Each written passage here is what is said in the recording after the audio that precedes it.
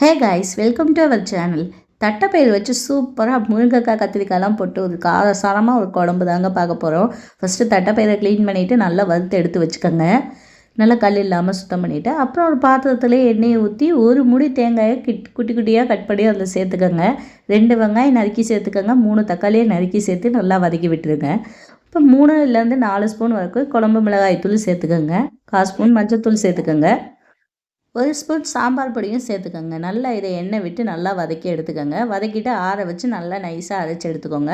அப்புறமா அதே பாத்திரத்தில் எண்ணெய் ஊற்றிட்டு சோம்பு வெந்தயம் போட்டு தாளிச்சுக்கோங்க. நறுக்கி வச்சுருக்க வெங்காயம், பச்சை மிளகாய், கருவேப்பிலை போட்டு நல்லா வதக்கி விட்டுருங்க. அப்புறம் நறுக்கி வச்சுருக்க கத்திரிக்காயும் போட்டு நல்லா வதக்கி விடுங்க. கத்திரிக்காய் நல்லா கலர் சேஞ்ச் ஆகினதுக்கப்புறமா முருங்கைக்காயும் நல்லா நீங்கள வாக்கில் நறுக்கி வச்சுருக்கையும் சேர்த்துக்கோங்க. அது வதங்கிட்டு இருக்கப்ப வறுத்து நல்லா அரித்து கல் இல்லாமல் க்ளீன் பண்ணி வச்சுருக்க தட்டைப்பயிரையும் அதோட போட்டு நல்லா வதக்கி விட்டுருங்க.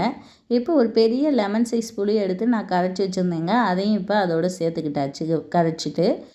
இப்போ நம்ம இந்த நைஸாக அரைச்சிருக்க தேங்காய் பேஸ்ட் இருக்கு இல்லையா, அதையும் இதோட நல்லா கலந்து விட்டுருங்க. ஒரு 15லேருந்து 20 நிமிஷம் நல்லா கொதிக்க விட்டுருங்க.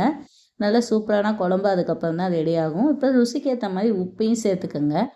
நல்லா கொதிக்க விடணும். அந்த பச்சை ஸ்மெல் மாற வரைக்கும் கொதிக்க விட்டுக்கோங்க. இப்போ உப்பு பார்த்துக்கோங்க. நான் இதோட மாங்காயும் சேர்த்துருக்கேங்க. மாங்காய் சேர்த்து புளிக்குழம்பு வச்சு பாருங்கள், அவ்வளோ ஒரு சூப்பரான டேஸ்ட்டில் இருக்குங்க.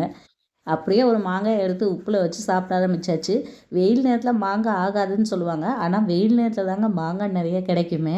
இப்போல்லாம் நல்லா ஊறுகாய் போட்டு வச்சுக்கலாம், இல்லைன்னா நல்லா வத்தல் போட்டு வச்சுக்கலாம். ஸோ மாங்காய் கிடச்சிச்சின்னா மிஸ் பண்ணாதீங்க. குழம்பு நல்லா கொதிக்க ஆரம்பிச்சிருச்சு. இப்போ வந்து ஒரு பயிர் எடுத்து செக் பண்ணி பார்த்துக்கலாம். இப்போ பாருங்கள், சூப்பரான குழம்பு தகன்னு ரெடி ஆயிடுச்சுங்க. இதே மாதிரி கொண்டக்கடலை எல்லா கடலையிலையும் செஞ்சு பார்க்கலாம். இந்த குழம்பு சூப்பராக இருக்குங்க.